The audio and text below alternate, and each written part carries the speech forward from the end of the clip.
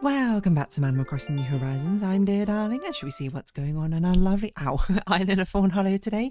I did just push the microphone into my forehead, which I would say is suboptimal. Taking a sip of water, actually doing the Animal Crossing episode before D&D, of all things. This D&D session could be a very interesting session. I feel like... I think nervous is the wrong word, because it's more like this is a lot of things building up, but we'll see in a second. But hello everyone, we're at now in Fawnhallow at 6:06 PM on Monday, September 15th, 2025. I don't know how much to say because obviously the D&D session hasn't happened yet, so I don't necessarily know. I cannot conceivably see a way this does not get revealed in some capacity. But I briefly touched upon this before, but basically my sort of, not apprehension, but my sort of like, ooh, I wonder what will happen, reaction is because this session is more than likely going to reveal one of the biggest, like, plot point motivators in this campaign. Like, it's a little bit earlier than perhaps I would have revealed it, but like, the actions they've taken makes it basically implausible that it should not get revealed now, if anything. So, yeah. I mean, it's like, both the campaigns, they have, like, obviously all the character sort of story out points, which are kind of like the sort of biggest motivator at the moment, because that's, like, on the near side. But, of course, I've made sort of, like, campaign scale pushes as well, which things all interweave into. Things start to make sense once you start to put the things together. That's kind of what's going on, and this is probably, I'm not going to say it's the first piece of a puzzle, because I think there's been a lot of small pieces, but it's sort of like, you know, completing the outside border of the puzzle. It's sort of like a oh sort of thing happening.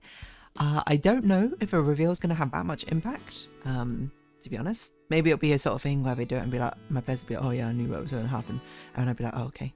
And I'd just be like, oh, where's my grand reveal? Or they might be like, what? And then not understand it. Or, let's think more positively, they might be like, whoa, this explains so much, or something. Or they start theorizing, or like, this is crazy. Because there have been big reveals so far, but all the big reveals have been in the scope, I think, of the characters. This is more in the scope of a world.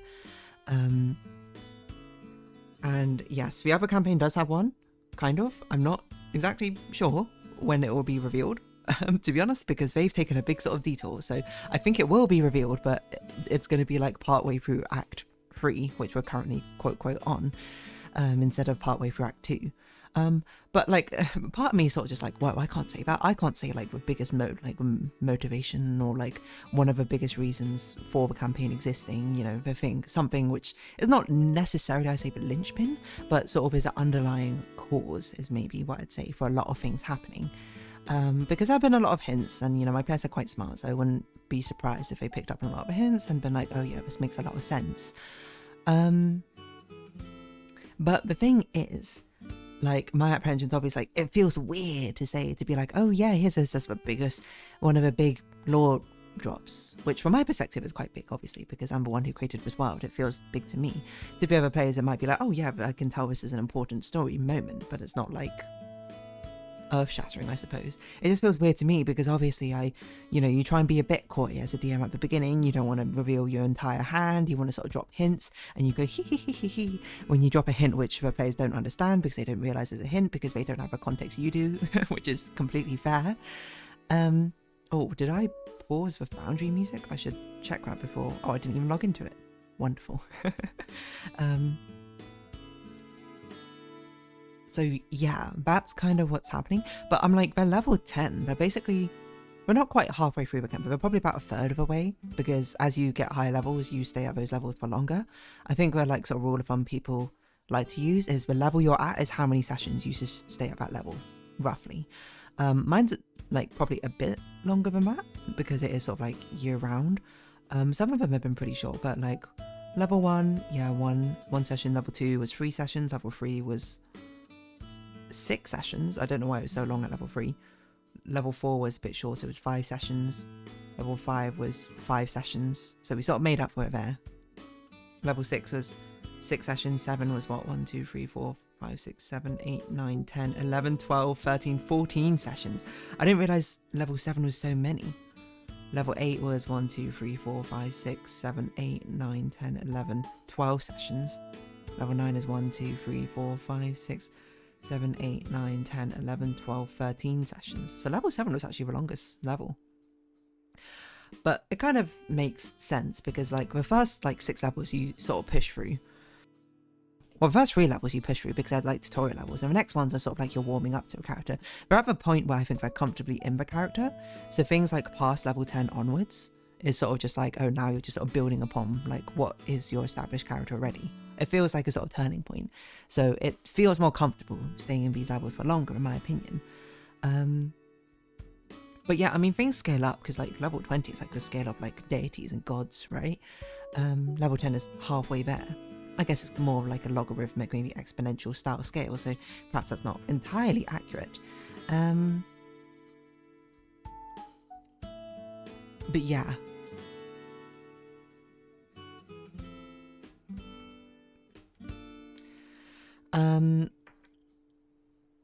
So yeah, what I don't know really what else to say in regards to that. Like, it's a pretty big reveal. I'm not 100% sure how we're gonna take it, but it's also at the same time, I'm like, you didn't.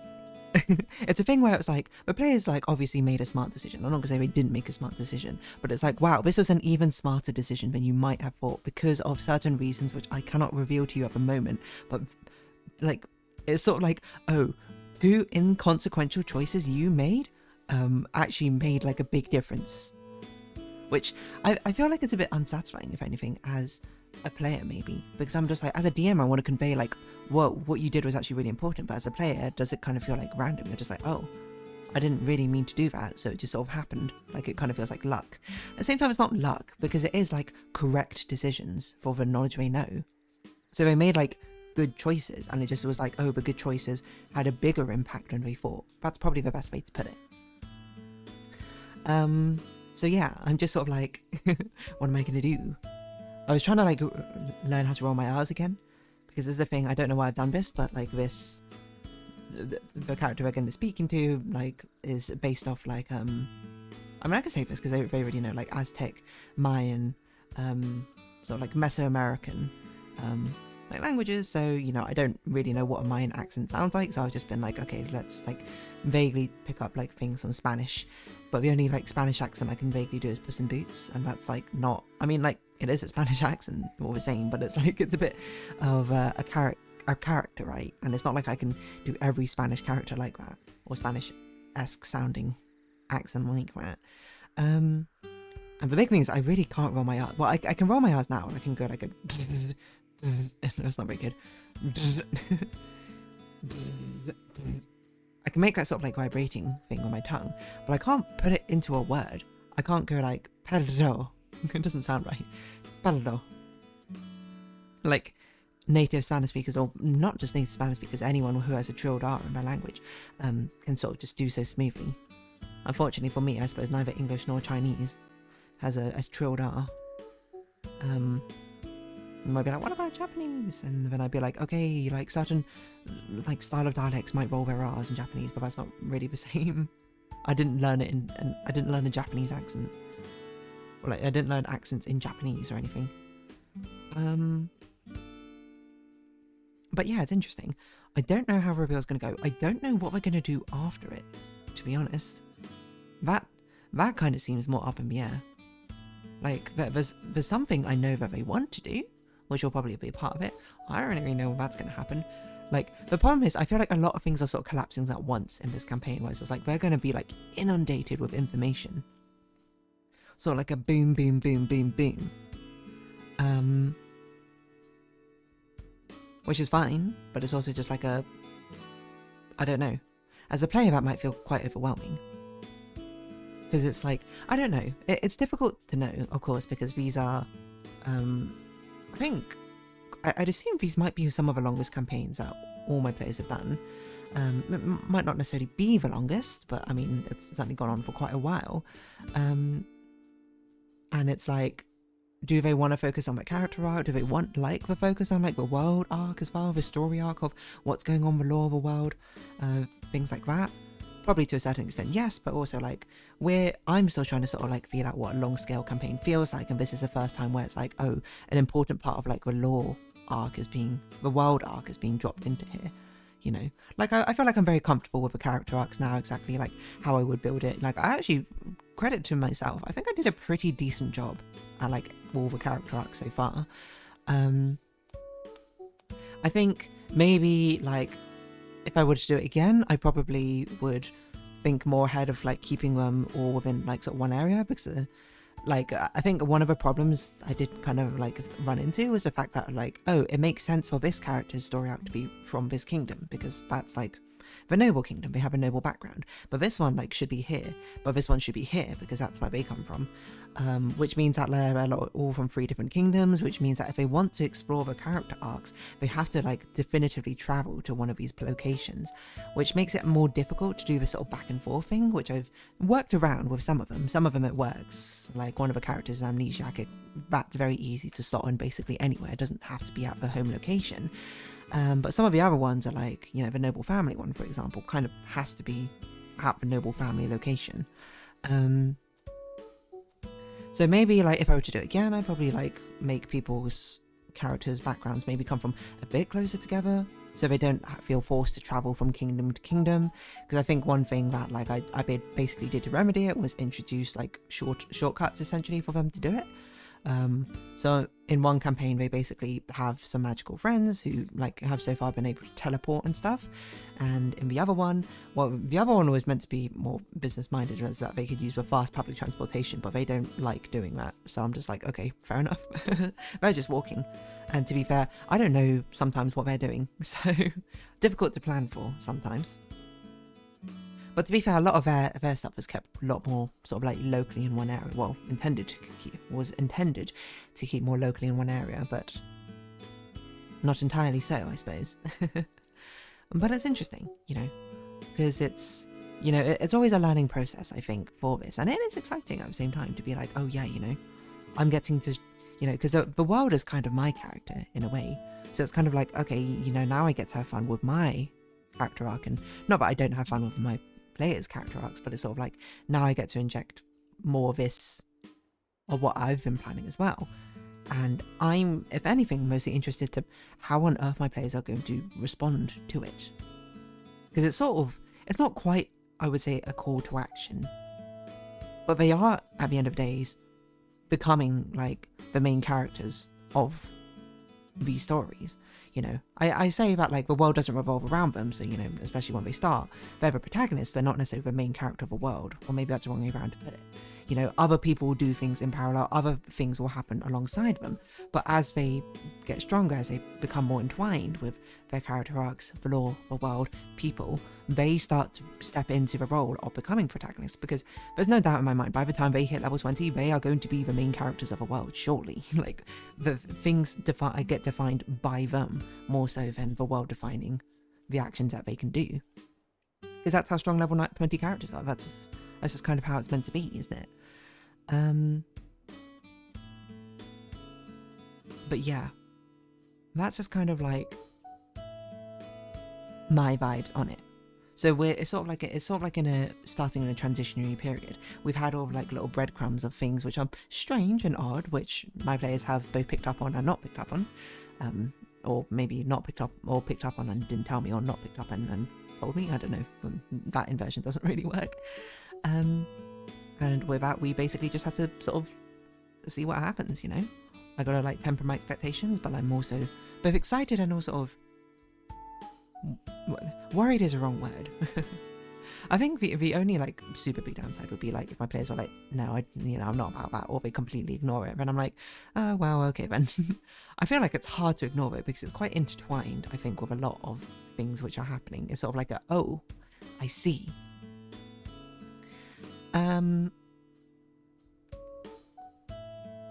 So yeah, there's that thing which is happening, there's that thing which is happening. I don't know necessarily what they're going to do.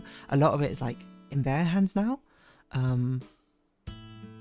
Like, I mean, there's been discussions before, especially like with an early game campaign and that sort of thing, where it's like things, you know, I think maybe I was a bit too not railroady enough in a way. Because while it's sort of like I want them to write the story, I think it's hard for them to know when they don't know the world. But now they know the world, they know the characters, they know the things, they know the destinations. It's a lot easier for them to make a decision to what they want to do.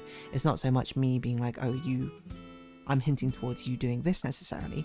I'd be like, these are places which you can look into, and then one of them will probably, you know, give you the answer that you seek, depending on how you do it, or give you a piece of a puzzle. And it's up to you, you know, if I'm just continuously giving pieces of puzzles, you can buzz in at any point and be like, I can see what the final picture is. And then from there, you can make your own decisions of like what that looks like. You know, that's just kind of how it is. I think it's a difficult and probably not very easy balance to get. I think. It's, you know, one that I'm definitely still learning through. But at the same time, it's, you know, I guess it's kind of thrilling in the same way to be like, what does this mean? And I don't know. Ideally, what I probably would have wanted to do is to drop whatever this knowledge is, I suppose, after one of the character arcs is not fully completed, but feels more like resolved. But instead, we're sort of just like halfway through all 3 character arcs, which is totally fine. Like, to be fair, one part of this character arc is probably actually reasonably close to being finished, but the other one is like a bit more iffy. But no, the other one's a bit like, it probably is about halfway through now, yeah. Like, I think by definition it's about halfway through, and then the other one is sort of like, I don't know, ambiguous, because there's no like set ending, I suppose. Anyway, on that note, I think I might round this episode off here. I know it's a bit like short, but I don't really have much else to say regarding it. This pesky mosquito. You're biting me in real life, you're biting me in game. How very rude of you. Anyway, on that note, I think I'll round this episode off here. So, if you have been watching, thank you very much. It's been Animal Crossing New Horizons. I've been Dear Darling. Likes, comments, subscription, shares greatly appreciated. Socials, Discord down below. Hope to see you again, but for now, it's our farewell. So until next time, bye-bye for now.